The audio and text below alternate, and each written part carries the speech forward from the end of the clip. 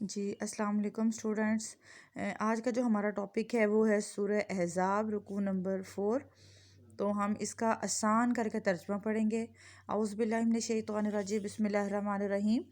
یا ایھا النبی، اے نبی، کل کہہ دیجئے، لازواجک اپنی بیویوں سے، ان کنتن اگر تم، تردن الحیات الدنیا چاہتی ہو دنیا، وزینتہا اور اس کی زینت و آرائش۔ تو اس کا آسان ترجمہ یہ ہے کہ اے نبی اپنی بیویوں سے کہہ دو اگر تم دنیا اور اس کا مال چاہتی ہو، فتعالینا تو پھر آؤ،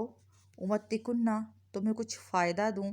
واسرحکن اور تمہیں رخصت کر دوں، سراحا جمیلا اچھی طرح سے رخصت کرنا۔ تو اس کا آسان ترجمہ یہ ہے کہ اے نبی اپنی بیویوں سے کہہ دو اگر تم دنیا اور اس کا مال چاہتی ہو تو آؤ، تمہیں کچھ مال دوں اور اچھی طرح سے رخصت کر دوں۔ وَإِن كُنتُنَّ اگر تم،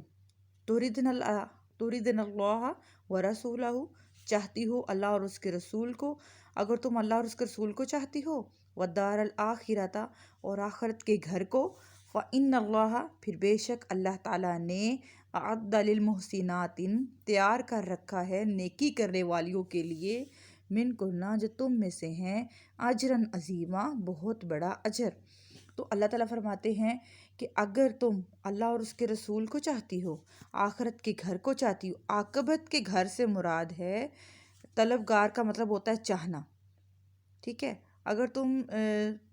تو اللہ تعالیٰ فرماتے ہیں کہ اگر تم اللہ اور اس کے رسول کو چاہتی ہو، آخرت کے گھر کو چاہتی ہو، تو تم میں سے جو نیکی کرنے والیاں ہیں اللہ تعالیٰ نے ان کے لیے اجر عظیم تیار کر رکھا ہے۔ یا نساء نبی، اے نبی، من یاتی من کننا تم میں سے جو کرے گی، بفاحشات مبینات ناشائستہ الفاظ کہہ کر، تم میں سے جو رسول کو تکلیف دے گی، ایذا کا مطلب ہوتا ہے تکلیف دینا، تو تم میں سے جو کوئی صریح ناشائستہ الفاظ کہہ کر پیغمبر کو تکلیف دے گی، یضاعف لہا تو دگنا ہوگا اس کے لیے، عذاب ضعفین دونا،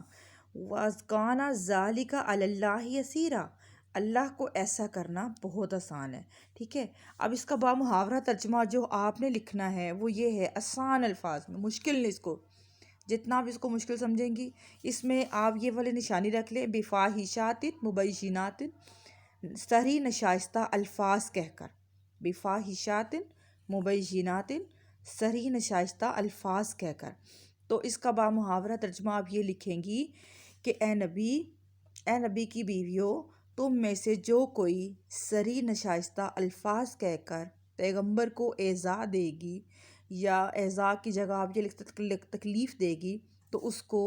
دونی سزا دی جائے گی۔ دونی مطلب 2 گنا اس کو عذاب دیا جائے گا۔ اللہ تعالیٰ کو ایسا کرنا بہت آسان ہے۔ ومن یقنت اور جو کوئی فرما بردار رہے گی، یقنت کا مطلب ہوتا ہے ومن اور جو کوئی یقنت فرما بردار رہے گی، من کنہ تم میں سے جو کوئی فرما برداری کرے گی، للہ و رسول اللہ اور اس کے رسول کے لیے، وتعمل اور عمل کرے گی، صالحاً نیک، نوتیہا ہم اس کو دیں گے، نوتی کا مطلب ہے ہم اس کو دیں گے، اجرہا اجر، مرتینہ دگنا، وَأَتَدْنَا اور ہم نے تیار کر رکھا ہے، لہا اس کے لیے، رزقاً کریمہ عزت والا رزق۔ تو بامحاورہ ترجمہ اس کا یہ ہے کہ تم میں سے جو کوئی اللہ اور اس کے رسول کی فرما برداری کرے گی تو ہم اس کو اجر بھی دگنا دیں گے، اور اس کے لیے عزت والا رزق تیار کر رکھا ہے۔ تو تینوں کا مفہوم مختصر خلاصہ یہ ہے کہ پہلی آیت میں اللہ تعالیٰ نے فرمایا ہے کہ اے پیغمبر کی بیویوں، اے پیغمبر اپنی بیویوں سے کہہ دو اگر تم دنیا اور اس کا مال چاہتی ہو تو آؤ، تمہیں کچھ مال دوں اور اچھی طرح سے رخصت کر دوں۔ اور دوسرا ترجمہ یہ ہے، دوسرا بامحاورہ ترجمہ یہ ہے کہ تم اگر اللہ اور اس کے رسول کو چاہتی ہو، آخرت کے گھر کو چاہتی ہو، تم میں سے جو نیکی کرنے والیاں ہیں ان کے لیے دگنا اجر ہے، ان کے لیے بہت بڑا اجر ہے۔ اے نبی کی بیویوں، تم میں سے جو کوئی صریح ناشائستہ الفاظ کہہ کر پیغمبر کو تکلیف دے گی تو اس کے لیے عذاب بھی دگنا ہے، اور ایسا کرنا اللہ کو آسان ہے۔ اور تم میں سے جو کوئی فرما برداری کرے گی اللہ اور اس کے رسول کی، نیک عمل کرے گی تو اس کے لیے اجر بھی دگنا ہے، اور ہم نے اس کے لیے عزت والا رزق تیار کر رکھا ہے۔ اچھا جی، نیکسٹ آیت ہے، یا نساء نبی جی، اے نبی کی بیویو، لستن کا احدن، لستن کا مطلب ہوتا ہے تم نہیں ہو، کا احدن من النساء، دوسری عورتوں کی طرح، اے نبی کی بیویو تم دوسری عورتوں کی طرح نہیں ہو، مطلب تم عام عورتیں نہیں ہو، تم خاص عورتیں ہو، ٹھیک ہے۔ ان تقیتن، اگر تم پرہیزگاری چاہتی ہو، فلا تخضعن بقول، تو نرم نرم باتیں نہ کرو، فیطمع الذی، تاکہ کو امید، طمع کا مطلب ہوتا ہے فیطمع الذی، الذی شخص کو کہتے ہیں، یا طمع کا مطلب ہوتا ہے امید لگانا، طمع پیدا نہ کرے یا امید پیدا نہ کرے وہ شخص فی قلبہم مرض، جس کے دل میں مرض ہو، وَقُلْنَا قَوْلًا مَعْرُوفًا، اور دستور کے مطابق بات کرو، ٹھیک ہے۔ اب اس کا محاورہ ترجمہ یہ ہے کہ اگر تم پرہیزگاری چاہتی ہو تو کسی اجنبی شخص سے نرم نرم باتیں نہ کرو، تاکہ جس کے دل میں طمع ہو، جس کے دل میں امید ہو، جس کے دل میں بیماری ہو، وہ امید نہ لگا لے، اور دستور کے مطابق بات کہو۔ وَقَرْنَ فِي بِيُوتِكُنَّ، اور اپنے گھروں میں ٹھہری رہو، وقرنا کا مطلب ہوتا ہے ٹھہرنا، ٹھہری رہو، فی بیوتکن، اپنے گھروں میں، ولا تبرجن تبرج الجاہلیت اولا، تبرجنا کا مطلب ہوتا ہے سنگار کرنا، اور سنگار نہ کرو بن سنور کے، اظہار تجمل کا مطلب ہوتا ہے بننا سنورنا، تبرج الجاہلیت جیسا کہ سنگار کرتی تھی عورتیں زمانہ جاہلیت کے دور میں، مطلب گھر بند سنور کر اپنے گھروں سے باہر نہ نکلو جس طرح زمانہ جاہلیت میں نکلتی تھیں عورتیں۔ وَأَقِمْنَ الصَّلَاةَ، اور نماز قائم کرو، وَأَطِيعْنَ الزَّكَاةَ، اور زکوٰۃ دو، وَأَطِيعْنَ اللَّهَ، اور اطاعت کرو اللہ اور اس کے رسول کی، انما بے شک، یرید اللہ چاہتا ہے اللہ تعالیٰ، لیذہبا دور کر دے، عنکم تم سے، رجزا ناپاکی، اہل بیت سے، ویطہرکم، اور پاک کرے تمہیں، تطہیرا اچھی طرح سے پاک کرنا۔ جی اچھا جی، اب آپ کو یہ اتنی بڑی آیت ہے، یہ ایک ہی دفعہ نہیں آ سکتی، آپ اس کے چھوٹے چھوٹے پوائنٹ آپ کو آ سکتے ہیں، جس طرح ہے اپنے گھروں میں ٹھہری رہو، زمانہ جاہلیت کی طرح بند سنور کر باہر نہ نکلو، نماز قائم کرو، اطیعنا الزکوٰۃ زکوٰۃ دو، اللہ اور اس کے رسول کی اطاعت کرو، اللہ چاہتا ہے کہ اہل بیت سے ناپاکی کو دور کرے،